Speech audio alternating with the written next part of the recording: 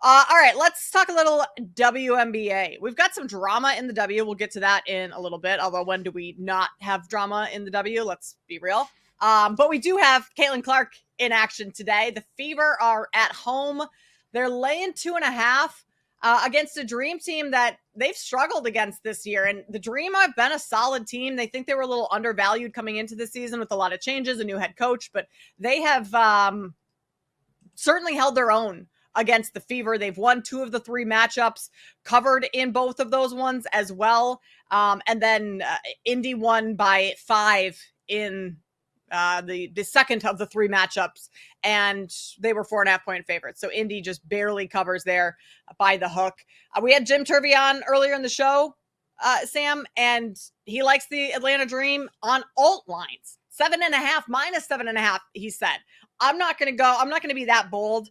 But I do like the Dream on the money line tonight. I think they go into Indianapolis. They get a win. Caitlin Clark, in her return after missing 5-6 games with that groin injury, came back against the Valkyries. She was solid early on, but I think it's going to take a little bit longer for this team to kind of get back into the flow of things because they play at such a different pace and such a different style with her off the floor that now just transitioning to her back in the lineup, playing a ton of minutes against a very good Atlanta Dream team, I think they could struggle. So I'm going to take the Dream on the money line this afternoon. Can I interest you? Definitely. I wonder if I should just take 2.5. Like, you like the money line more? You just think they're going to win rather than take the 2.5? I'd be fine with 2.5. I mean, money line value isn't exactly there for a plus 105. Like, doesn't. Is it better than the -118 at plus 2.5? Yes, it is. But I'd be fine with you playing plus 2.5. I get weird when I get to that 2.5 range. Like it's hard for me to pass up on like 2.5 and 3 because, you know, if Caitlin Clark hits a shot at the buzzer to win by 1, I'm gonna hate That's myself. You know, I mean, like I'm being, you know, very dramatic with that. Usually the Dogs win outright of, you know, 2, 1.5. I mean, the odds of the game landing Indiana by 1 or 2 are very slim, but if it happens, I'd be upset. That's just all I'm going to say. Let's put it this way. I think every time the Fever play, there's relative value on the other side. And clearly the market thought this today because even when the Fever opened at -2.5, you're seeing a lot of books across the country down to 1.5. Now, MGM, to its credit, is taking Fever money. So you're 2.5 there. But a lot of these other books, like Pinnacle's down to 2, Chris is 1.5, Circa's 1.5, Superbook is 1.5, South Point is 1.5.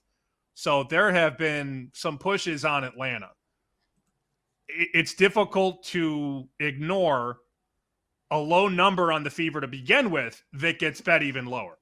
So I understand the respect for Atlanta. And when you see it on the screen, like Indiana didn't open 5. It opened cheap to begin with, and now it's even cheaper. So that tells me that, you know, the Dream are probably the right side. Now, Clark comes out and scores 40, Indiana's going to win. But I think the handicap there from the people betting the 2.5 and the 2 is that the Atlanta Dream just are a better basketball team right now and have more advantages and more ways to win. And I'm not going to lie, I don't watch a lot of Atlanta Dream and Indiana Fever basketball, but that's what the market is telling us. To open Indiana 2.5 and have it come down right out of the gate is respect for Atlanta on top of the initial respect to line this thing so low to begin with.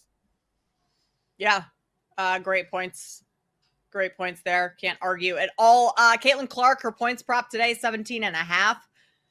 I have no interest in betting Caitlin Clark right now. I guess I don't really need to like wait and see how she is. She's playing. She's probably fine. But I just want her to get into a little bit more rhythm before I'm playing any overs on her points prop. Sitting around 17.5 was for last game as well. I believe earlier on in the season, it was around 18. So a little bit lower. If anything, I would look at her threes prop over 2.5. I think she's just going to continue to fire from deep, which she always does. It's kind of what's made her as famous as she is. The other game, Sam, Sun and Storm. How do you typically approach when teams play a home and away back to back, basically? I mean, what are we, Friday? These two teams played Wednesday? Yes, Wednesday. And the Sun upset the Storm, who were 18.5-point favorites on the road. Sun get their third win of the year. I typically then look for, I mean, now that we have a home team coming off a bad loss against a bad team when they were double-digit favorites, I would typically go towards looking at the Storm.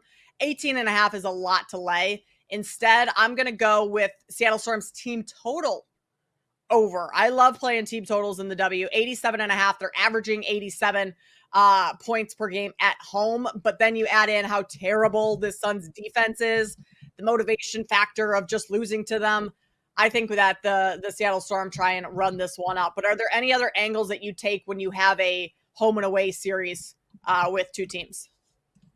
Look, I try not to put too much stock ever into one game, but I go with what he said. He used the term blowout, and that sort of jumped out to me from that conversation we had with him earlier in the show. And if you want to go back, you can hit rewind on the Odyssey app or check the podcast out. I'm just looking at Sun games. Like, you know, when you hear blowout, you naturally look at the roster and look at the schedule. So they've lost, I'm doing some quick math there, 86-68. They've lost by 18 this year. Minnesota beat them 102-63. The Aces beat them 85-59. That's 26 points. At the Valkyries, 87-63. That's 24 points. They've been torqued quite a bit this year. At the Mystics, they lose 104-67. And then you look at where this game opened. Wow, that's a big number, 16.5. And then, no, it's not. Now it's 18.5. So I guess the question is, would you be surprised if they got absolutely ran out of the gym?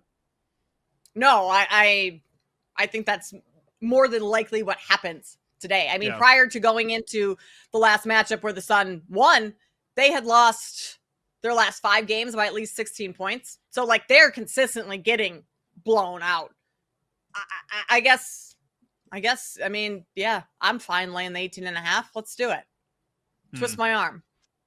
I hate being 2 points late, but I do think, I mean, given the way this moved, it might not matter. I mean, you always, I don't want to say might not matter. I mean, it always matters to get the best of the number. You know, you don't want to be laying 2 points off the open more times than not, but in this spot, like, Seattle could probably name its score. And there's that extra urgency because this awful basketball team just beat Seattle. So there's incentive there for sure.